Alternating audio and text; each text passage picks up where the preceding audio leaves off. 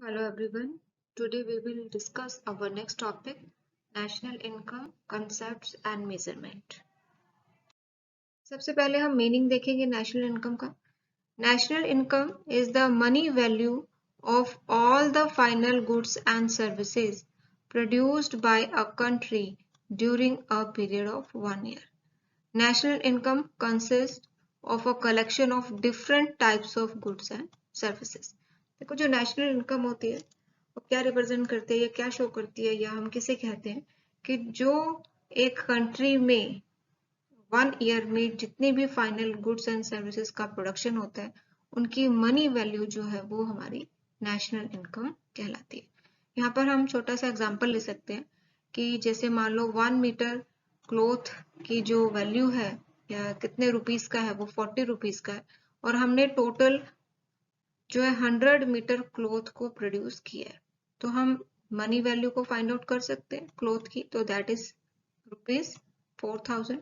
इस तरीके से हम बाकी जितनी भी गुड्स एंड सर्विसेज हैं उनकी मनी वैल्यू को फाइंड आउट कर लेंगे which are produced during a 1 year. इसके बाद नेक्स्ट हेडिंग आता है हमारा basic concepts of national income. इसमें हम क्या क्या डिस्कस करेंगे. GDP, gross domestic product, net domestic product, gross national product GNP, net national product NNP, personal income, disposable personal income and real income. सबसे पहले हम डिस्कस करेंगे gross domestic product. GDP can be estimated at current prices and at constant prices. अगर GDP को prevailing prices पर estimate किया जा रहा है that is known as GDP at current prices. फिर नेक्स्ट देखते हैं gross domestic product at constant price. If GDP is measured on the basis of some fixed price, that is price prevailing at a point of time or in some base year, it is known as GDP at constant price or real gross domestic product. Base year कौन सा होता है. हम वो year लेते हैं जिस year में गुड्स एंड सर्विसेज की प्राइसेस में ज्यादा फ्लक्चुएशंस नहीं हुई होती. इसके बाद नेक्स्ट आता है हमारा net domestic product. Net domestic product को हम कैसे फाइंड आउट करते हैं. अगर जीडीपी में से डेप्रिसिएशन को माइनस कर दे तो we can find out NDP. Depreciation क्या होता है. The monetary value of an asset decrease over time due to use wear and tear. That is known as depreciation. इसके बाद नेक्स्ट कंसेप्ट आता है हमारा gross national product. GNP is defined as the sum of the gross domestic product and net factor incomes from abroad. अगर हम GDP और net factor income from abroad को add कर दे एडिशन कर दे then we can find out the value of GNP. Our next concept is net national product. NNP can be find out by GNP minus में depreciation, or we can find out the value of NNP by the addition of NDP and net factor income from abroad. Next concept आता है हमारा net NNP at factor cost or national income. NNP at factor cost or national income is defined as the sum of domestic factor income and net factor income from abroad.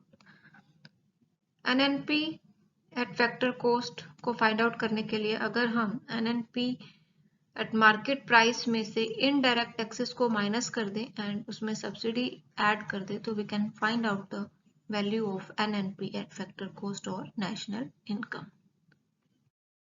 इसके बाद next concept आता है हमारा personal income and disposable income. Personal income and disposable income are two concepts of national income very commonly used in advanced country. आज हम इन दोनों concepts को commonly use कर रहे हैं। पर्सनल इनकम क्या है? पर्सनल इनकम में be defined as the current income of all persons or households from all services.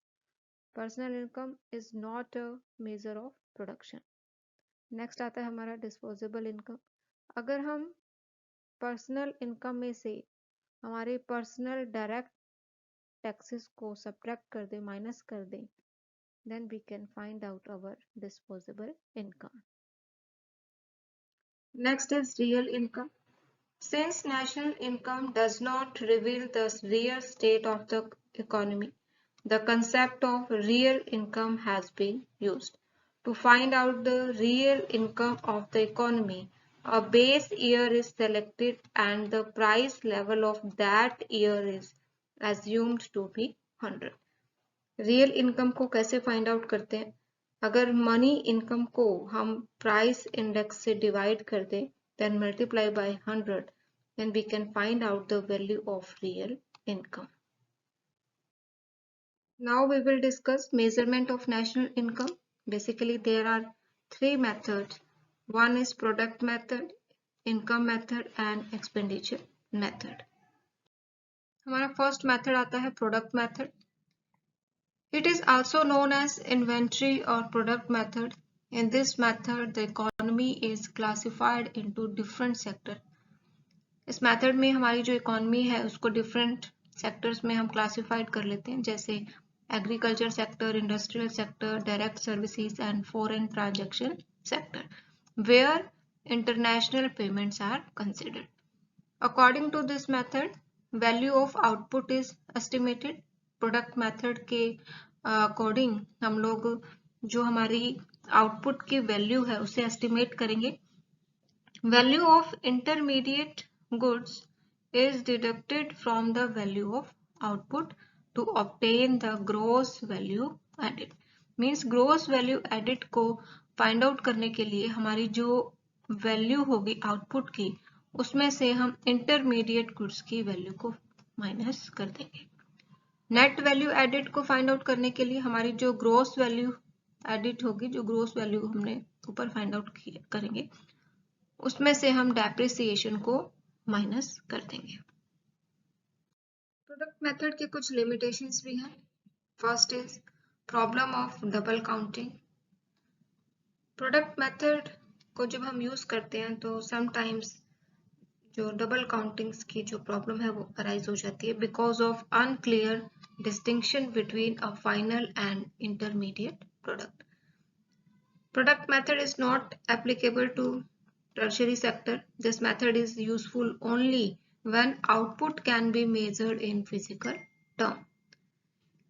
Product method में हमारी जो हॉबीज का आउटकम होता है या सेल्फ कंजप्शन होता है उसे भी हम इसमें इंक्लूड नहीं करते, या फिर जो हमारा आउटपुट होता है फॉर सेल्फ कंजप्शन उसे भी हम प्रोडक्ट मेथड में इंक्लूड नहीं करते. तो these are the some limitations of product method.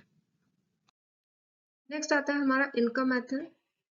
Income method में हमारे जो सिटीजन्स हैं वो जितनी भी नेट इनकम रिसीव्ड करते हैं, चाहे वो रेंट से इनकम मिल रही हो, चाहे वो वेजेस हो, चाहे इंटरेस्ट से उन्हें इनकम मिल रही हो या नेट प्रॉफिट्स हो, उन सबको हम इसमें इंक्लूड करते हैं. प्रोसेस से क्लियर हो जाएगा. इकोनॉमी को हम सबसे पहले डिवाइड करते हैं इनकम ग्रुप्स में, such as wage, salary earners, rent earners, profit earners and others.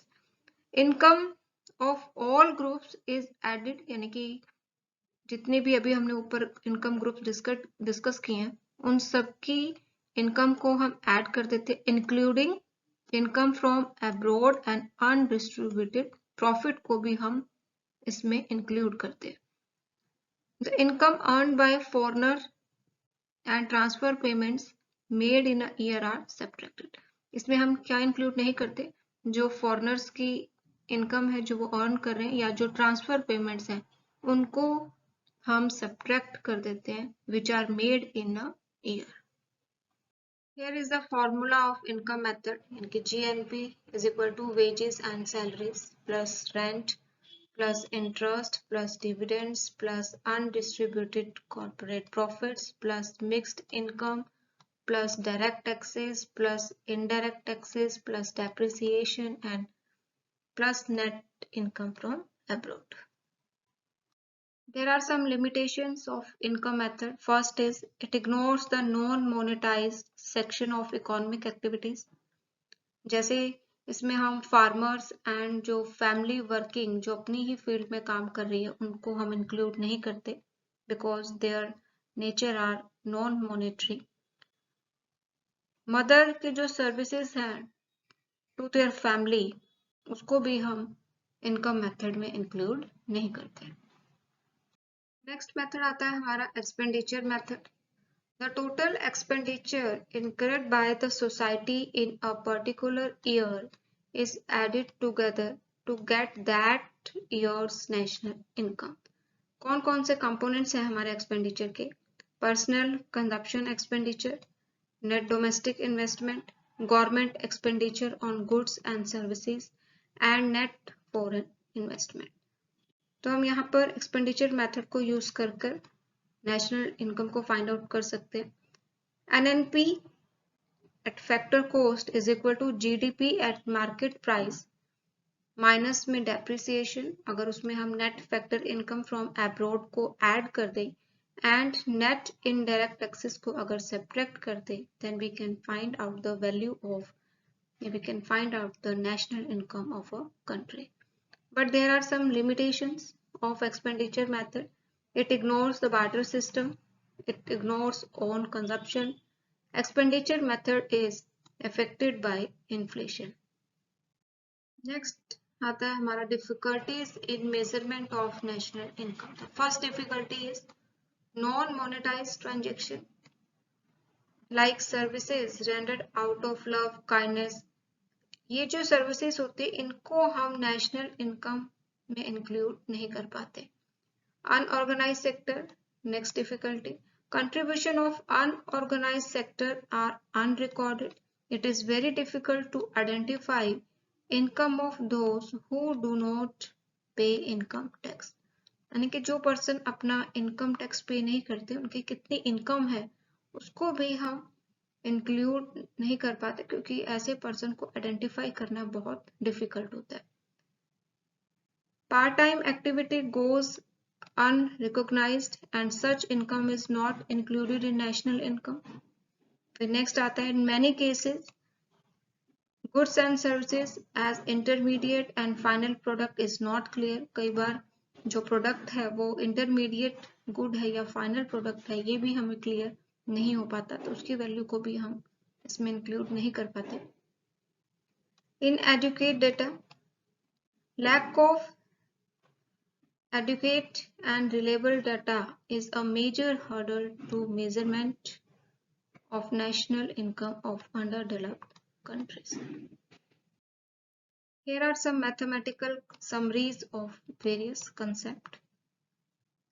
NNP at market price को find out करने के लिए GNP at market price minus में depreciation, GDP at market price and GNP at market price minus net income from abroad, GNP at factor cost, GNP at market price minus में indirect taxes, NDP at market price, NNP at market price minus में net income from abroad, NNP at factor cost and NP at market price minus में indirect taxes. GDP at factor cost, GDP at market price minus net indirect taxes, NNP at factor cost, GNP at factor cost minus depreciation, NDP at factor cost, NDP at market price minus net indirect taxes, NDP at factor cost, GDP at factor cost minus depreciation.